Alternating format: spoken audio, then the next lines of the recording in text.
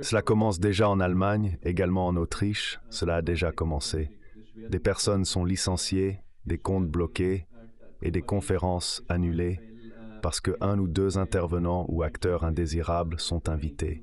Cela signifie que nous voyons déjà la réalité en Allemagne, qui sera bientôt là où nous étions pendant les périodes de décrets radicaux. Et cela peut continuer. On ne peut vraiment y faire face qu'avec du courage et de la bravoure civique à tous les niveaux, y compris au niveau journalistique, tant qu'on le peut.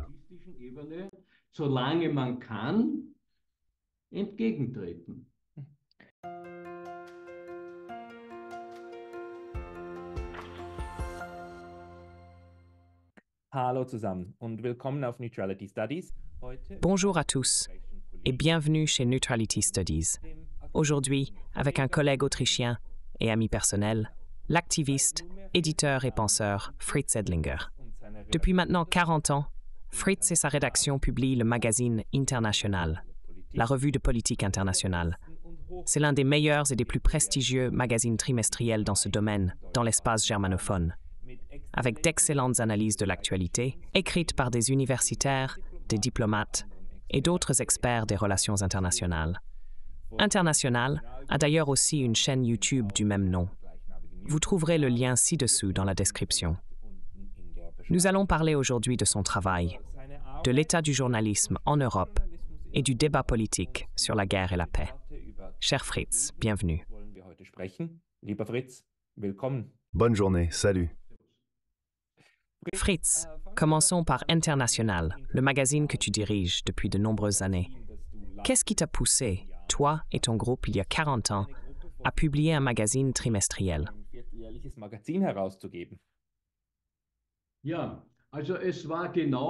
Oui, donc c'était exactement au début de l'année 1982.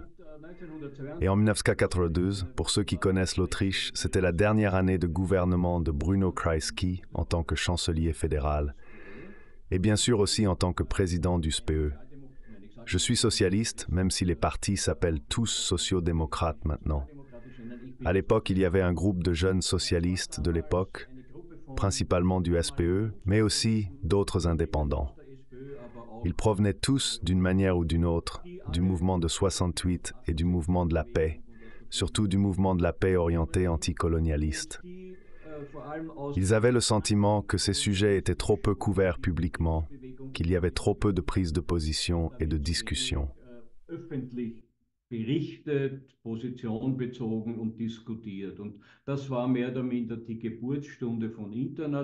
Et c'était plus ou moins l'heure de naissance de International. Cela a beaucoup changé depuis. De la génération des fondateurs, je suis le seul qui a tenu bon. Désormais, une certaine obstination due à l'âge me caractérise, ce qui, face au courant principal journalistique et politique actuel, fait que je ne renonce pas justement maintenant. À l'origine, c'était une revue très axée sur l'action et l'activisme, avec un focus sur les mouvements de solidarité, comme par exemple le Vietnam, et une position très anti-américaine. C'est quelque chose qui me marque personnellement et qui marque également la revue jusqu'à aujourd'hui, bien que nous analysions ces sujets maintenant peut-être de manière un peu plus approfondie et précise.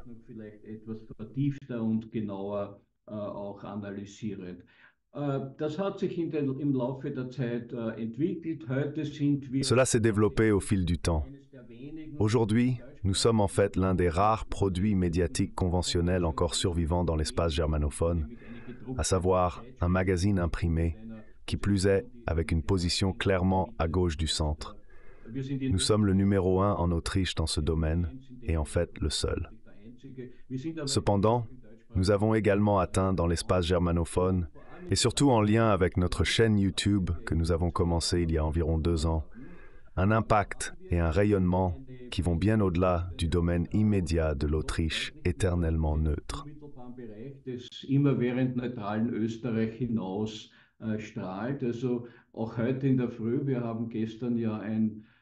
Alors ce matin, après avoir diffusé hier une vidéo que tu as réalisée sur le 75e anniversaire de l'OTAN, j'ai déjà reçu quelques réactions, surtout de l'Allemagne. Toutes vont dans le même sens. Pourquoi personne n'écrit à ce sujet? Ce que vous dites et ce que vos auteurs écrivent, on ne lit nulle part, pas même dans les soi-disant journaux traditionnels de gauche libérale allemands comme le Süddeutsche ou similaires. En Autriche, malheureusement, c'est généralement moins prononcé.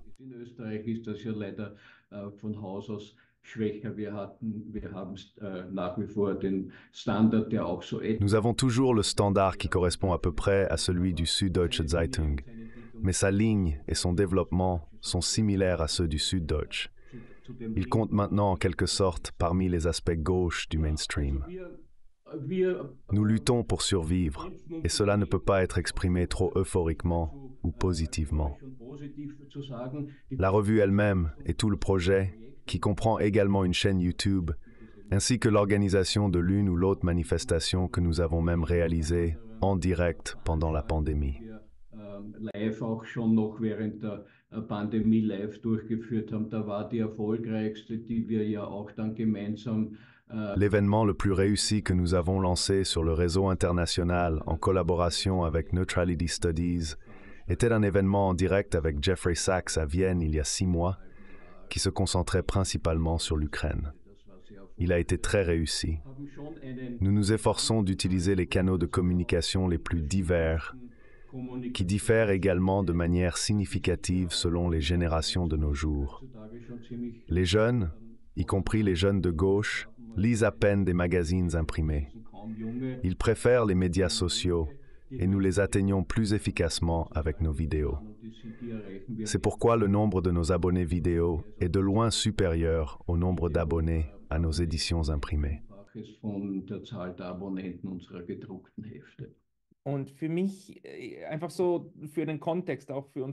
Et pour moi, juste pour le contexte, également pour nos auditeurs allemands, tu es quelque chose comme l'Albrecht Müller de l'Autriche. Albrecht Müller a lancé en Allemagne les très réussis Nachdenkseiten, qui traitent de différents sujets en images, sons et formes imprimées.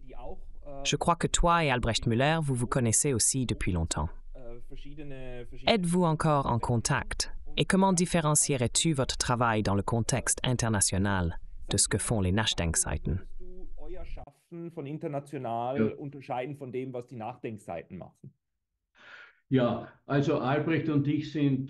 Albrecht et moi sommes de vieux amis. Il est de quelques années mon aîné, donc il a une carrière un peu plus longue derrière lui. Je l'ai rencontré quand j'étais le chef des jeunes socialistes autrichiens et il était étroitement lié à Willy Brandt. Il a commencé sa carrière comme rédacteur de discours pour Willy Brandt, a organisé sa première élection fédérale réussie et est resté un conseiller important sous Helmut Schmidt. Pendant longtemps, il a été l'un des porte-drapeaux de la gauche au sein du SPD. La différence entre nous est que je suis toujours au SPÖ, tandis qu'il n'est plus membre du SPD. Cela est aussi un peu lié au développement des deux partis.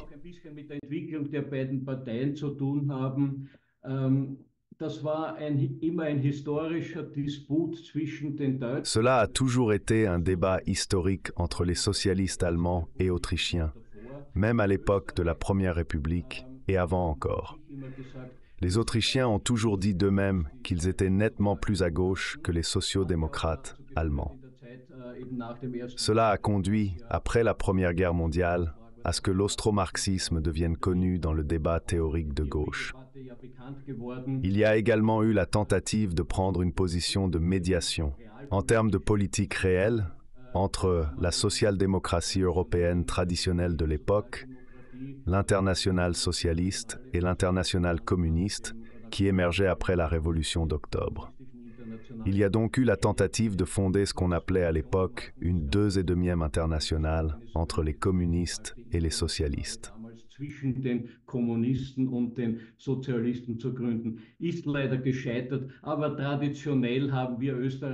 Malheureusement, cette tentative a échoué.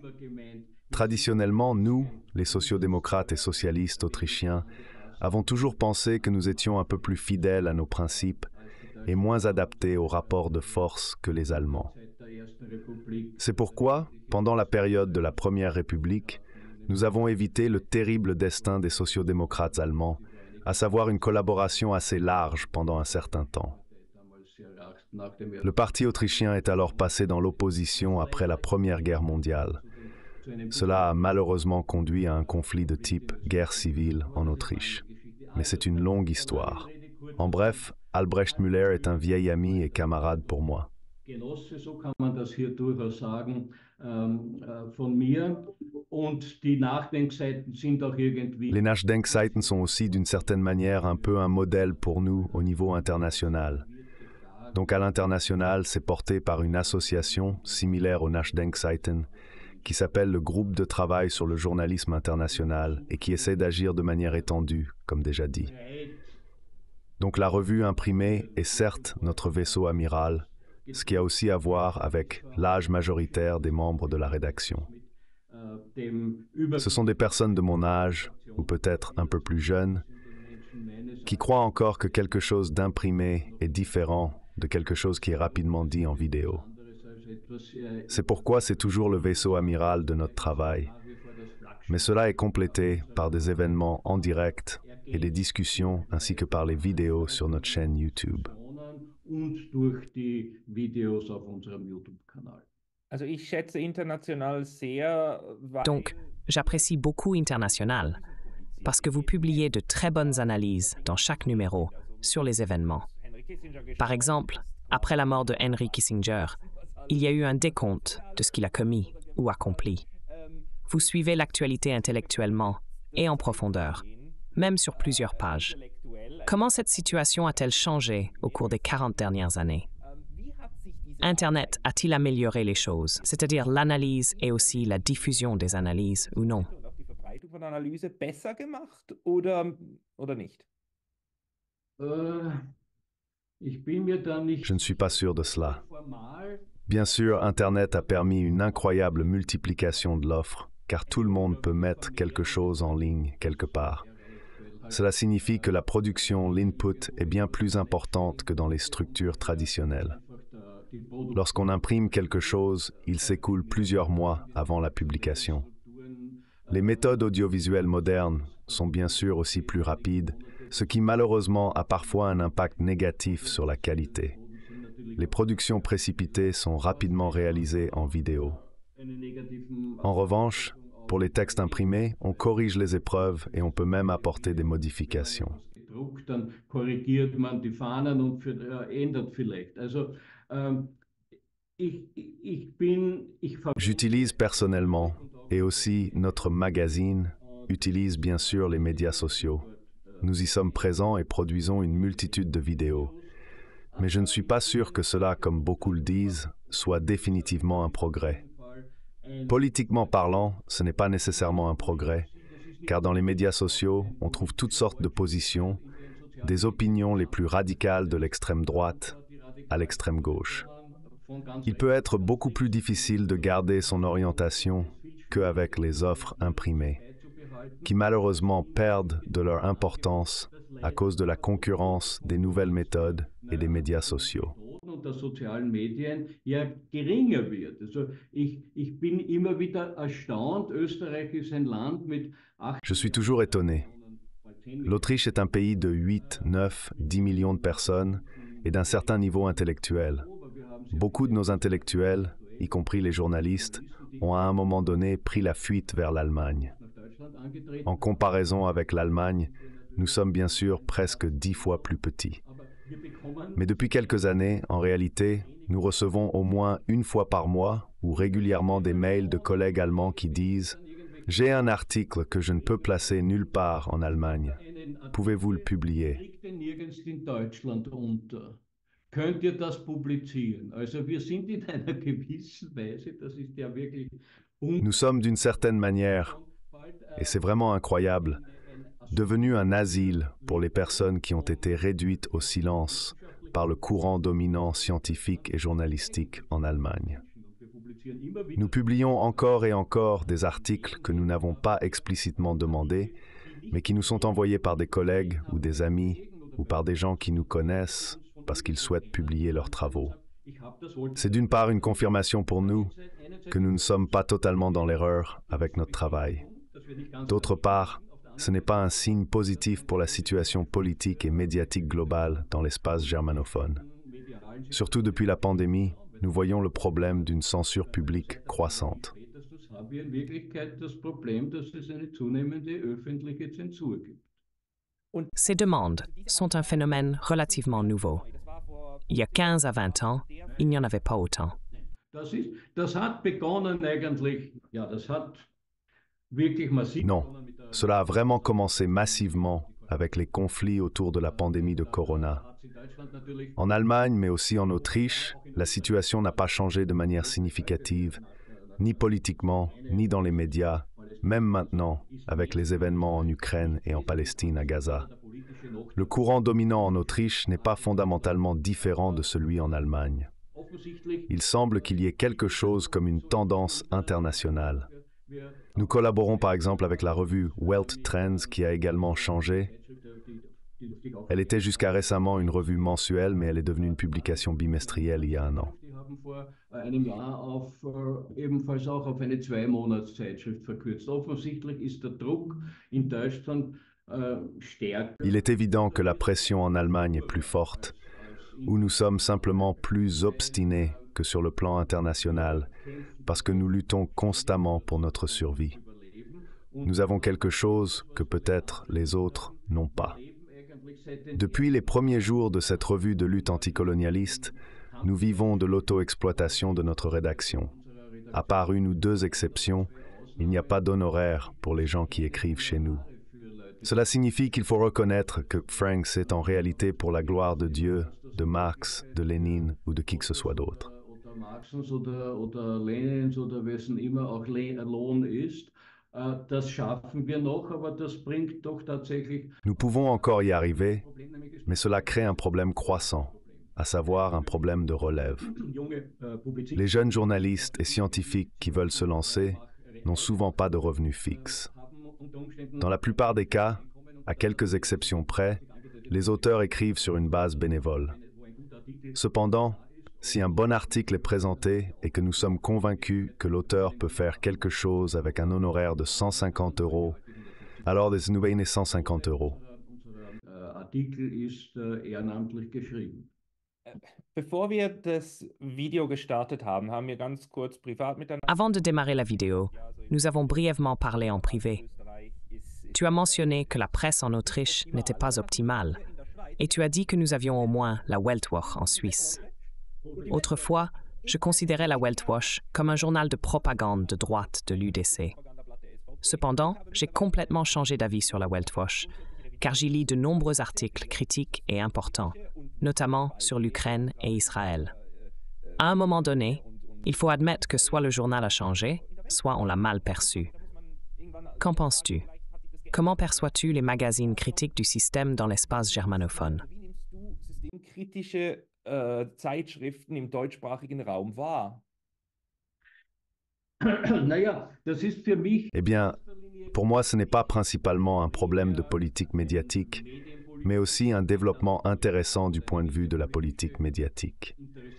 Je le vois toujours plus du point de vue d'un homme qui agit par conviction politique. Je ne suis certes plus un jeune socialiste, mais plutôt un vieux jeune socialiste. Je suis convaincu qu'il est essentiel pour notre système politique européen de viser un changement politique radical, vers le socialisme pour ainsi dire, ou du moins définitivement vers plus de démocratie. Sozialismus, sagen wir das so, also, aber zumindest auf jeden Fall von mehr Demokratie etc. etc. Und da musste ich tatsächlich. Et là, j'ai effectivement dû constater ces dernières années que les schémas traditionnels de droite et de gauche, auxquels nous étions habitués depuis les années 68 et la période qui a suivi, ne correspondent plus tout à fait. Soudain, des positions qui, il y a quelques années encore, étaient diffamées comme étant radicalement de gauche par la presse mainstream ou même par la presse de droite, sont également défendues par les droites. Selon mes observations, cela a considérablement augmenté avec la pandémie. La pandémie a, dans le monde entier, mais aussi chez nous en Europe, simplement bouleversé certaines choses fondamentales, politiques et culturelles. Dinge einfach über den Haufen geworfen. Damals war ich noch etwas skeptisch, weil ich À l'époque, j'étais encore un peu sceptique car je n'étais personnellement pas un opposant radical à la vaccination. Donc, je trouvais certaines vues conspirationnistes trop extrêmes. Et donc j'ai dit, bon, c'est comme ça chez certains à droite. Mais cela a ensuite considérablement changé avec la crise ukrainienne. Pas tant à cause des conflits au Moyen-Orient. Car au Moyen-Orient, les droites ont aussi un certain problème. Il y a certaines droites, en particulier les ultra-droites allemandes et autrichiennes, qui font partie des groupes les plus pro-israéliens au monde. Die man weltweit hat. Das hat was wahrscheinlich mit ihrer eigenen Art. Cela a probablement à voir avec leur propre manière de gérer le passé. C'est ainsi que je le formulerai de manière désinvolte. Ils croient qu'ils peuvent se libérer de leur antisémitisme et racisme historique en soutenant Israël. Peut-être ont-ils également reconnu qu'Israël présente désormais également des tendances racistes, du moins une composante essentielle de la politique sioniste israélienne est raciste. Mais par exemple, en Autriche, et aussi chez vous en Suisse, nous avons travaillé sur la question de la neutralité. Un sujet où, si je regarde les revendications, il n'y a pas de différence entre la position du FPÖ autrichien et d'autres. Kein Unterschied ist. Im Gegenteil, aus welchen Gründen auch immer, ist in Österreich... Au contraire, pour des raisons quelconques, en Autriche en ce moment, le FPÖ se présente vers l'extérieur. Nous avons non seulement les élections européennes prochainement, mais aussi en automne une élection nationale, qui est naturellement bien plus significative pour l'Autriche. Là, le FPÖ se présente comme le parti de la neutralité. Et l'autre parti, celui du chancelier fédéral, le Parti populaire, prétend aussi être pour la neutralité, selon le principe. Il n'y a pas de discussion sur la neutralité, point final. Le SPÖ a certes une nouvelle direction politique qui manifestement s'empare également du sujet. Naturellement, le SPÖ est pour le maintien de la neutralité, mais il ne s'y engage pas de manière offensive et est en réalité surpassé par le FPÖ.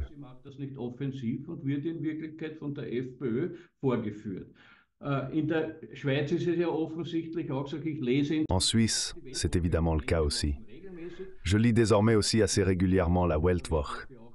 À part ça, les vidéos de la Weltwoche sont généralement meilleures et plus divertissantes que beaucoup d'autres, parce que l'homme est simplement bon dans sa présentation. Mais il faut reconnaître que, moi qui suis un vieux marxiste et un vieux gauchiste, certaines positions traditionnelles sont dépassées. Il y a des positions clairement de droite et clairement de gauche. Cependant, avec des sujets d'actualité comme par exemple l'affaire de l'OTAN, il s'est avéré que la gauche européenne est en fait favorable à l'OTAN. Avec cette affinité pour l'OTAN, elle a abandonné une base politique essentielle, fondamentale de son être, de sa pensée et de son analyse.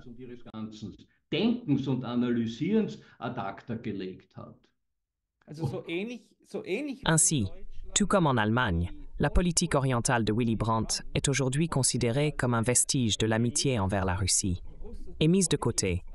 Il existe en Autriche et en Suisse des cercles de gauche qui aimeraient mettre de côté la neutralité. Ils la voient comme quelque chose qui n'est plus vraiment pro-européen et dans l'esprit transatlantique. C'est un développement fascinant, mauvais, mais fascinant. Faszinierende Entwicklung. Schlecht, aber faszinierend.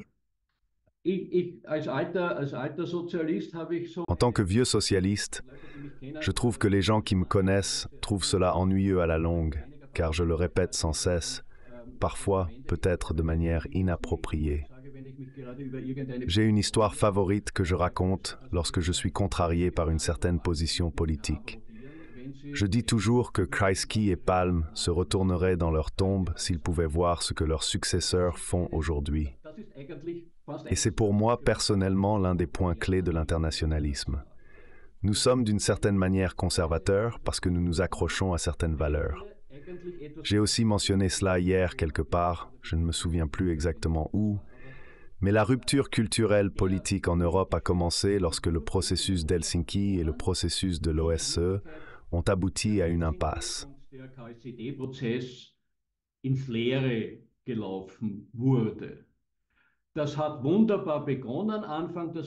Cela a merveilleusement commencé au début des années 70.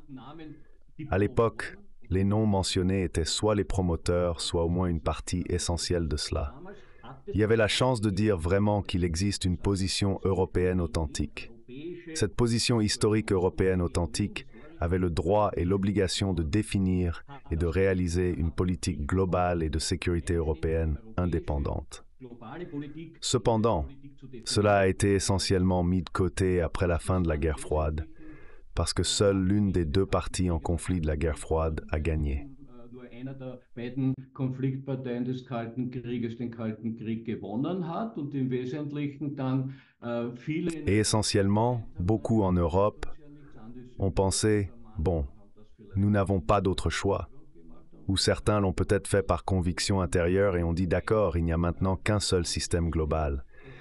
C'est le système dirigé par les États-Unis, le système de l'OTAN, qui n'est pas seulement une alliance de défense. D'ailleurs, ce n'est plus une alliance de défense, c'était une fois une alliance de défense. Aujourd'hui, c'est une alliance offensive, comme nous le savons.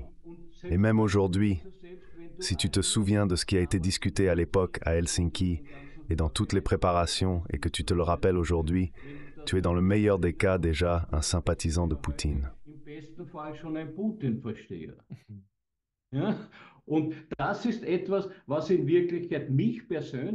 Et c'est quelque chose qui me concerne personnellement, et aussi nous au niveau international, sur les sujets les plus divers, pas seulement à propos de la terrible guerre en Ukraine, mais en général.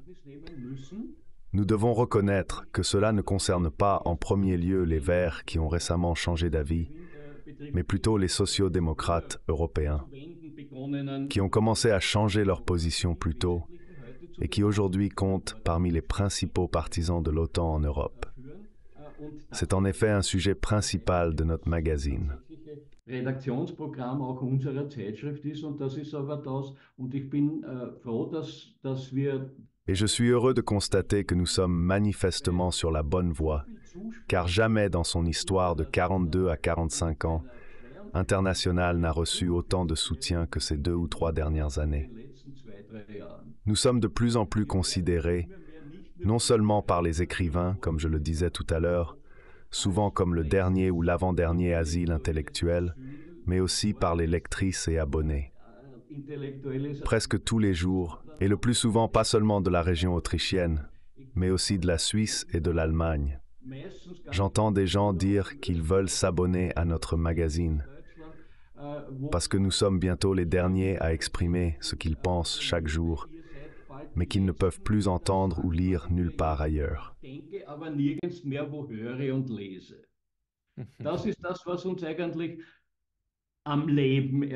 C'est cela qui nous maintient en vie et nous pousse à continuer de lutter, parce que nous voyons que tout n'est pas comme le monde, le Süddeutsche, le Spiegel, ou chez nous la presse et le Standard l'écrivent.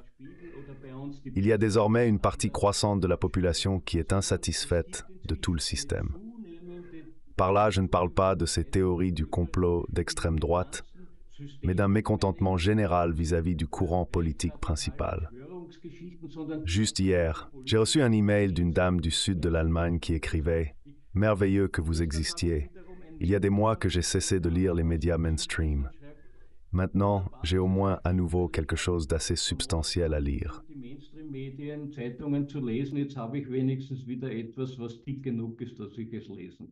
Il y a 2 semaines, j'ai eu une conversation privée avec une amie d'école qui est journaliste. Elle m'a dit qu'elle ne travaillait que pour des journaux locaux, car ce sont les seuls qui peuvent encore travailler honnêtement.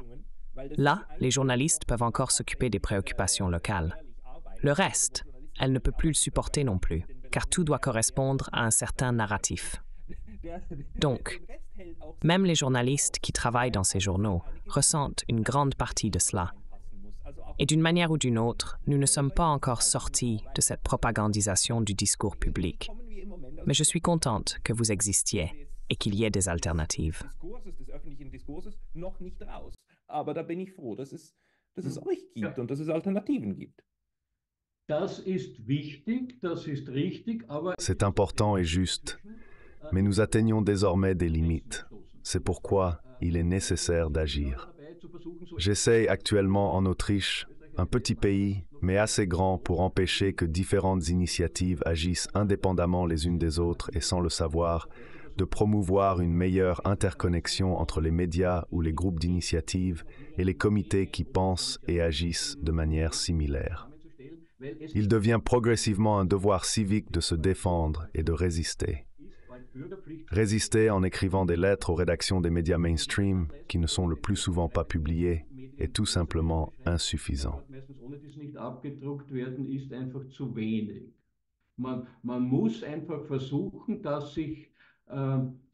Il faut essayer de se connecter mieux à l'intérieur des différents pays, mais aussi au-delà des frontières nationales. Cela concerne des comités, des personnes, des groupes et des médias qui poursuivent des objectifs similaires. Cela est nécessaire car nous voyons déjà des développements qui sont préoccupants. En Allemagne et en Autriche, cela a déjà commencé. Des gens sont licenciés, des comptes sont bloqués et des conférences sont annulées, juste parce qu'un ou deux intervenants ou acteurs indésirables ont été invités. Nous vivons donc déjà une réalité qui rappelle les époques des décrets radicaux. On ne peut faire face à cette évolution qu'avec courage et civisme, et ce, à tous les niveaux, y compris le journalisme, tant que c'est possible.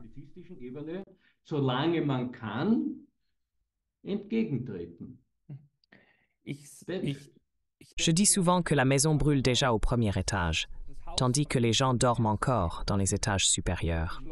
Ce qui arrive aux gens au premier étage, nous le voyons actuellement à Gaza.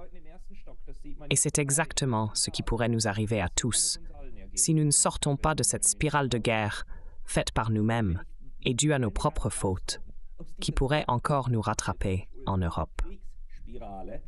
Die uns in Europa immer noch einholen könnte. Que signifie cela? Je veux dire, aujourd'hui marque le 75e anniversaire. Je l'ai également mentionné hier dans l'introduction de la vidéo que tu as réalisée avec Mir Shamer et d'autres. J'ai repris certaines des citations ou déclarations actuelles d'hier. M. Stoltenberg parle d'un paquet d'aide spéciale de 100 milliards. M. Macron souhaite envoyer la Légion étrangère en Ukraine. Tusk parle d'une période pré-guerre, quoi que cela puisse signifier. Quand serons-nous alors en temps de guerre? Et quelqu'un qui autrement suit largement le courant dominant, à savoir le chancelier allemand, est critiqué parce qu'il n'a pas encore envoyé les missiles Taurus. Voilà où nous en sommes. Et cela alors que toute l'Europe commet quasi un suicide collectif dans l'ombre de cela. Et par là, je ne veux pas dire seulement que c'est naturellement terrible ce qui se passe en Ukraine.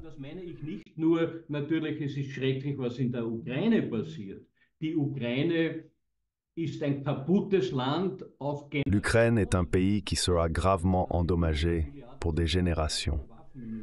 Les 100 milliards mentionnés sont d'ailleurs exclusivement destinés aux armes. Mais les répercussions sur l'ensemble de l'Europe sont catastrophiques. Manifestement, nous avons au sein de la Commission européenne principalement des personnes qui disent « Eh bien, encore 100 milliards pour cette arme, et puis encore 100 milliards ». Ça fait que l'inflation en Europe augmente incroyablement. La pauvreté, en particulier la pauvreté des jeunes, est une catastrophe. L'infrastructure des services publics en Allemagne, par exemple, est de plus en plus négligée. En réalité, toute l'Europe construite, qui était à l'origine une idée fondamentalement bonne, à savoir l'UPAPAMEO, la coopération entre Européens, est remise en question par ce conflit en Ukraine, largement déclenché par l'OTAN. Et cela ne concerne pas seulement l'Ukraine.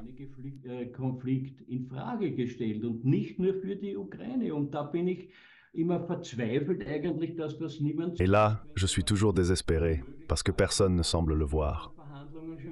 Quand quelqu'un plaide pour des négociations de cessez-le-feu dès que possible, il est immédiatement étiqueté comme un sympathisant de Poutine. Cette citation de Donald Tusk est tellement typique. Ils ne reconnaissent manifestement pas vers quelle direction nous nous dirigeons, que nos yeux soient ouverts ou fermés. Et cela concerne toute l'Europe.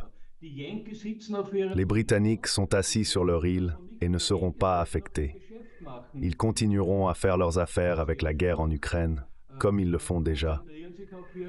Et ils se concentrent sur leur conflit avec la Chine, dans lequel ils vont ensuite entraîner l'Europe. Cependant, nous nous trouvons dans une position de plus en plus faible. À mon avis, il est dans l'intérêt vital de l'Europe de se détacher progressivement de la domination des États-Unis et de l'OTAN. Si cela est, l'avenir de l'Europe soit catastrophique. Wird die europäische Zukunft eine Katastrophe werden. Ja, das war Lieber jetzt Fritz, Cher Fritz, il faut prêcher avant la chute. Je tiens à te remercier chaleureusement pour tes explications, chers téléspectateurs et téléspectatrices. Si vous souhaitez vous abonner à l'International, vous pouvez l'obtenir. Vous pouvez vous inscrire sur Internet. Je mettrai tous les liens dans la description. À l'International, c'est un journal très intéressant à lire. Fritz Edlinger, un grand merci. Fritz Edlinger, herzlichen Dank. Merveilleux, merci beaucoup. Tout le meilleur et nous continuerons à nous battre. kämpfen.